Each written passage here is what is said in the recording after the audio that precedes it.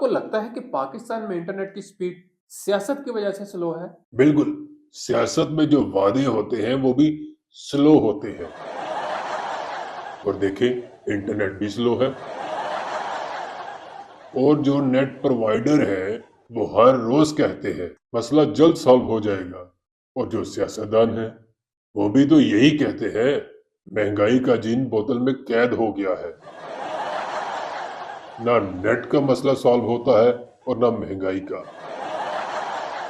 مطلب دونوں میں کمپٹیشن ہے۔ اچھا مجھے یہ بتائیں، گھر میں انٹرنیٹ کی سپیڈ سلو ہو اور اوپر سے بجلی چلی جائے اور آپ کی بیگم کا موڈ بھی خراب ہو، تب آپ کا کیا رد عمل ہوتا ہے؟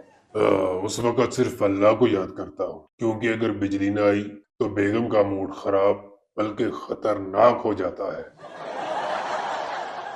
اور اس کے ساتھ ساتھ اگر انٹرنیٹ کی سپیڈ سلو ہو تو لگتا ہے گھر میں نیشنل ایمرجنسی لگی ہو۔